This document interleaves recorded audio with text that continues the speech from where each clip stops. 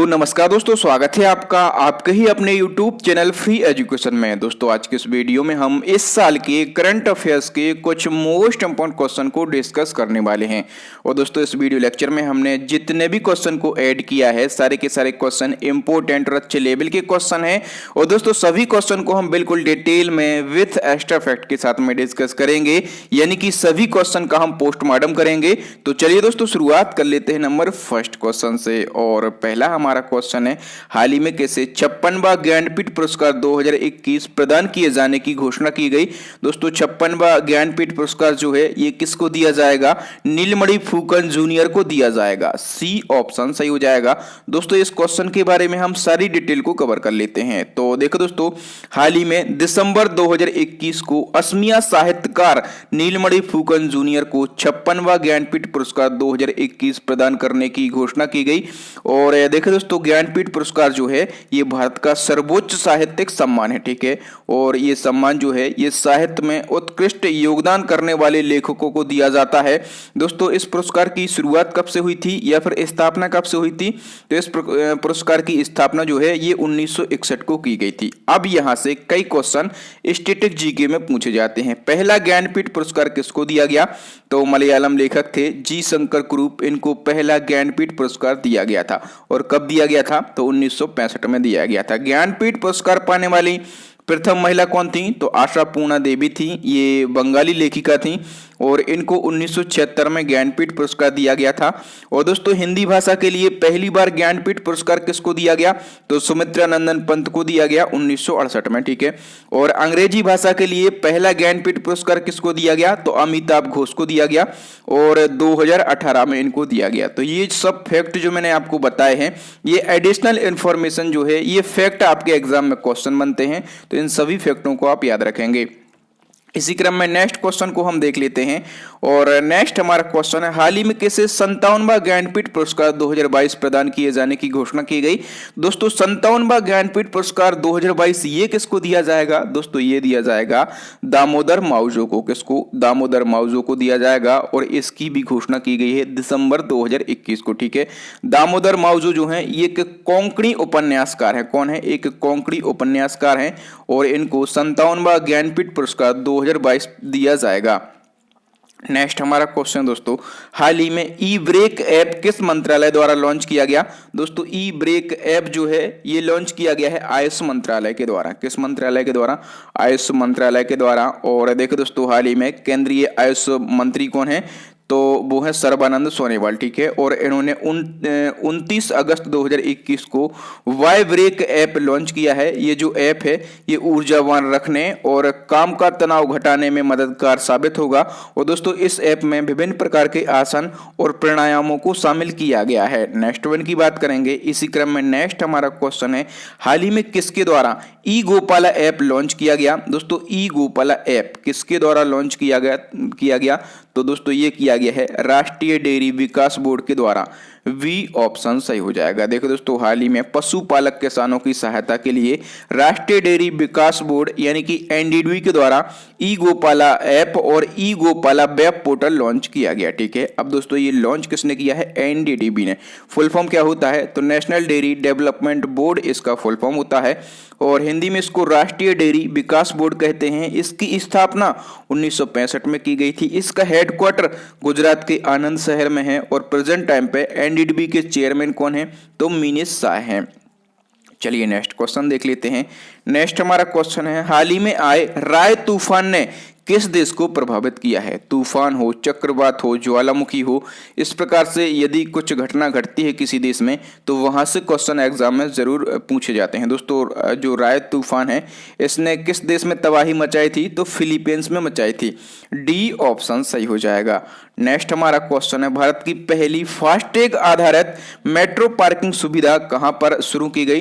दोस्तों फास्टैग आधारित metro parking सुविधा जो है ये कहां पर शुरू की गई है? तो दोस्तों ये शुरू की गई है कश्मीर गेट मेट्रो में।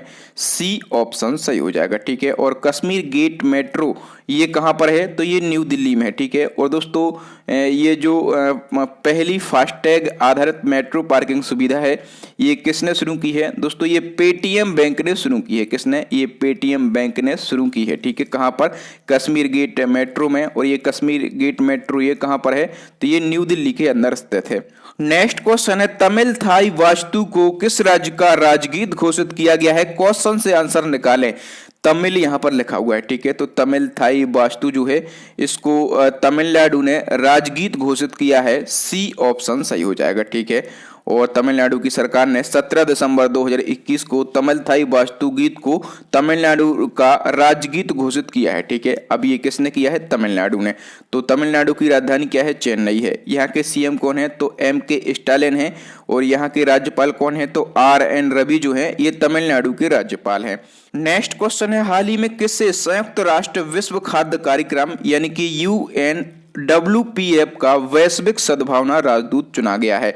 तो देखिए दोस्तों, संयुक्त राष्ट्र विश्व खाद्य कार्यक्रम का सद्भावना राजदूत जो है किसको बनाया गया है, डैनियल बुरहल को बनाया गया है, ठीक है। और ये डैनियल बुरहल ये कौन है, तो ये जर्मन एक्टर एंड डायरेक्टर हैं, ठीक है।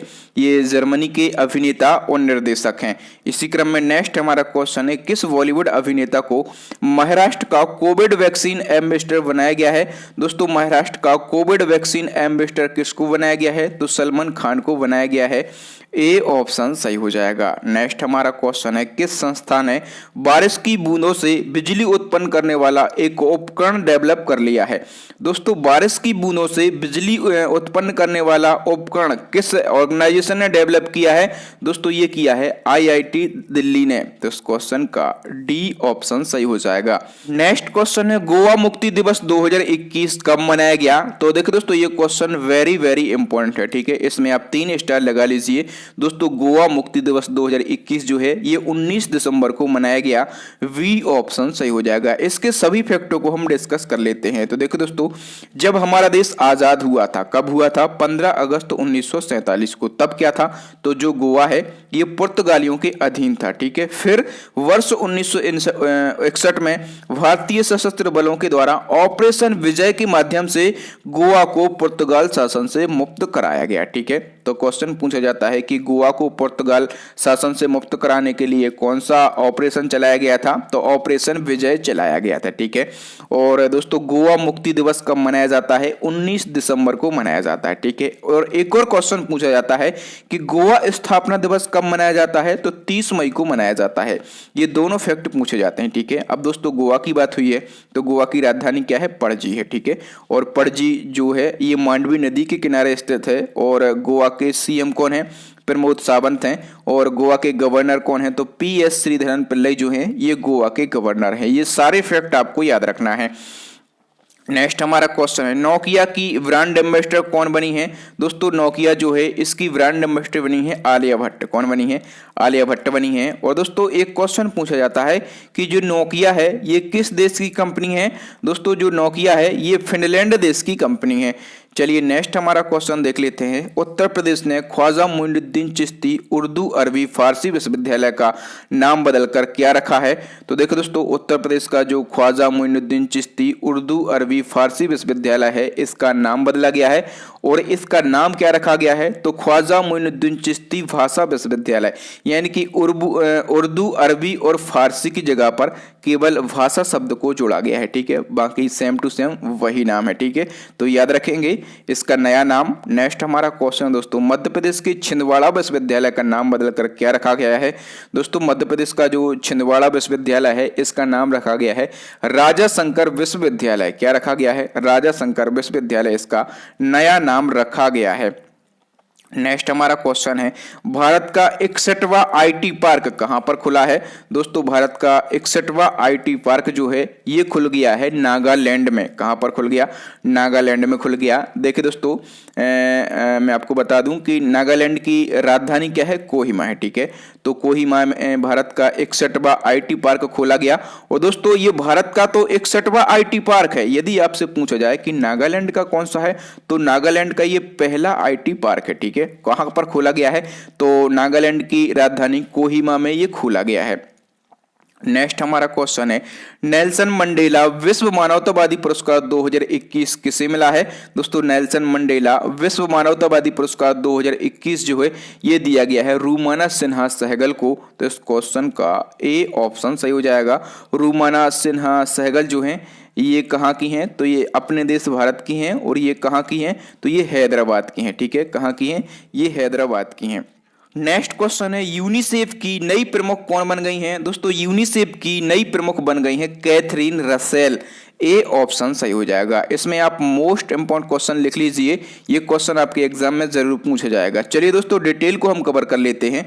दोस्तों यूएनओ की वर्तमान में महासचिव कौन है? तो एंटोनियो गुतेरेस हैं। ठीक है, और इन्होंने कैथरीन रसेल को यूनिसेफ के प्रमुख के रूप में नियुक्त किया है। दोस्तों कैथरीन रसेल जो है ये अमेरिकी राष्ट्रपति जो बाइडेन की सहायक हैं। ठीक है, अब दोस्तों यहाँ पर बात हुई है यूनिसेफ की, तो जो यूनिसेफ है इसका फुल फॉर्म होता है United Nation International Children's Emergency Fund. Hindi में इसको संयुक्त राष्ट्र अंतर्राष्ट्रीय बाल आपातकालीन कोष कहते हैं। और इसकी स्थापना 1946 में की गई थी। हेडक्वार्टर न्यूयॉर्क में है। और इसकी नई प्रमुख कौन बन गई हैं? तो कैथरीन रसेल जो है इसकी नई प्रमुख बन गई हैं। नेक्स्ट हमारा क्वेश्चन है, सिक्किम राज्य सरकार ने किस मछली को राजकीय मछली घोषित किया है? दोस्तों सिक्किम की राजकीय मछली किसको घोषित किया गया है? कैटली को घोषित किया गया है। बी ऑप्शन सही हो जाएगा। नेक्स्ट क्वेश्चन है, हाल ही में किस करेंसी के संस्थापक सातोशी नाकामोतो की प्रतिमा का अनावरण हंगरी में किया गया? तो देखो दोस्तों मैं आपको बता दूं कि बिटकॉइन के संस्थापक कौन है? तो सातोशी नाकामोतो हैं। ठीक है, और इनकी हाल ही में प्रतिमा लगाई गई है कहां पर? हंगरी में। और इसका अनावरण भी किया गया है। अब आपको समझना होगा बिटकॉइन के बारे में। तो बिटकॉइन क्या है? एक वर्चुअल करेंसी यानी कि आभासी मुद्रा है। इसका इस्तेमाल केवल ऑनलाइन लेन देन के लिए किया जाता है।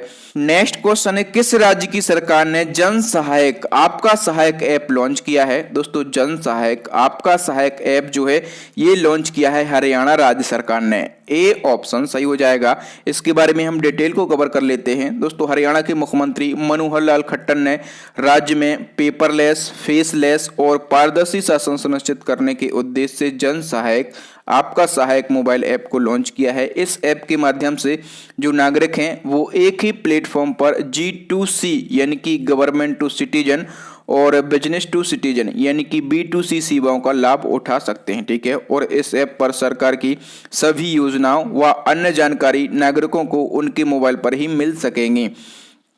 नेक्स्ट हमारा क्वेश्चन है, हाल ही में मशहूर मिर्च डल्ले खुर्सीनी को जीआई टैग प्रदान किया गया। ये मिर्च किस राज्य से संबंधित है? दोस्तों डल्ले खुर्सीनी मिर्च जो है इसको हाल ही में जीआई टैग दिया गया है। और ये मिर्च जो है ये सिक्किम की मिर्च है। सी ऑप्शन सही हो जाएगा। ठीक है, और दोस्तों ये दुनिया की सबसे तीखी मिर्चों में से एक है। और इसकी कीमत की यदि हम बात करें तो इसकी कीमत लगभग होती है 480 रुपये प्रति किलोग्राम। नेक्स्ट हमारा क्वेश्चन है दोस्तों, हाल ही में किस राज्य की खोला मिर्ची को जीआई टैग दिया गया? दोस्तों खोला मिर्ची ये किस राज्य की है? ये गोवा की है। ठीक है, और इसको हाल ही में जीआई टैग दिया गया है। ठीक है दोस्तों, जो खोला मिर्ची है ये गोवा की कानाकोना पहाड़ी पर उगाई जाती है। ठीक है, कहाँ पर उगाई जाती है? तो ये गोवा की कानाकोना पहाड़ियों पर उगाई जाती है। और देखो दोस्तों ये जो खोला मिर्च है इसके संबंध में आपको याद रखना है कि गोवा का पहला ऐसा प्रोडक्ट बन गया है जिसको जीआई टैग दिया गया। आपसे क्वेश्चन पूछा जाएगा हमेशा स्टैटिक जीके में कि गोवा का वह पहला प्रोडक्ट कौन सा है जिसको जीआई टैग दिया गया था? तो आप कहेंगे खोला चिल्ली मिर्च। ठीक है, याद रखना। नेक्स्ट हमारा क्वेश्चन है दोस्तों, ग्लोबल हेल्थ सिक्योरिटी इंडेक्स 2021 में कौन सा देश प्रथम स्थान पर रहा है? दोस्तों ग्लोबल हेल्थ सिक्योरिटी इंडेक्स 2021 में जो अमेरिका है, ठीक है, ये रहा है पहले स्थान पर। ए ऑप्शन सही हो जाएगा। दोस्तों ग्लोबल हेल्थ सिक्योरिटी इंडेक्स जो है ये देशों की स्वास्थ्य सुरक्षा और क्षमताओं का आकलन करके तैयार किया जाता है। ठीक है, और इस इंडेक्स में 2021 में यदि हम टॉप 3 देशों की बात करेंगे तो अमेरिका पहले स्थान पर है, ऑस्ट्रेलिया दूसरे स्थान पर है और जो फिनलैंड है ये तीसरे स्थान पर है। और सबसे ज्यादा इंपॉर्टेंट ये है अपने देश भारत की रैंकिंग। तो इस इंडेक्स में अपना देश भारत जो है ये 2021 में 66वें स्थान पर है। ठीक है, तो इंडिया की रैंकिंग आपको जरूर याद रखना है। नेक्स्ट हमारा क्वेश्चन दोस्तों, भारतीय मूल की किस महिला पत्रकार को पुलित्जर पुरस्कार 2021 से सम्मानित किया गया। 2021 का जो पुलित्जर पुरस्कार है ये भारतीय मूल की किसी महिला को दिया गया है। उस महिला का नाम क्या है दोस्तों? उस महिला का नाम है मेघा राजगोपालन। तो इस क्वेश्चन का ए ऑप्शन सही हो जाएगा। इस क्वेश्चन के बारे में हम डिटेल को कवर करेंगे। दोस्तों मेघा राजगोपालन ने सैटेलाइट तस्वीरों का विश्लेषण करके ये बताया था कि कैसे चाइना ने लाखों उइगुर मुसलमानों को कैद करके रखा है। ठीक है, इसलिए ये उनको पुरस्कार दिया गया। और दोस्तों पुलित्जर पुरस्कार जो है ये पत्रकारिता जगत का सबसे बड़ा पुरस्कार माना जाता है। ये पुरस्कार जो है अमेरिका में समाचार पत्रों की पत्रकारिता, साहित्य एवं संगीत रचना के क्षेत्र में उल्लेखनीय कार्य करने वालों को दिया जाता है। ठीक है, 2021 में पुलित्जर पुरस्कार का कौन सा वर्जन था? तो 105वां वर्जन था। और दोस्तों ये जो पुरस्कार है इसको न्यूयॉर्क शहर में कोलंबिया विश्वविद्यालय के द्वारा जारी किया जाता है। तो ये सारे फैक्ट आपको याद रखना है। दोस्तों यहाँ पर हमने 25 क्वेश्चन को डिस्कस किया है और बिल्कुल डिटेल में विथ एक्स्ट्रा फैक्ट के साथ में डिस्कस किया है। अब नेक्स्ट एंड लास्ट क्वेश्चन है आपके लिए चैलेंजिंग क्वेश्चन है। इसको हम अपने प्रीवियस वीडियो से पूछते हैं। इसका आंसर आपको कमेंट सेक्शन में कमेंट करके बताना है। व्यास सम्मान 2020 से किसे सम्मानित किया गया? आपके लिए 4 ऑप्शन दिए गए हैं, इसका आंसर बताएं। और व्यास सम्मान के बारे में यदि आप डिटेल लिखना चाहें तो डिटेल भी लिख सकते हैं।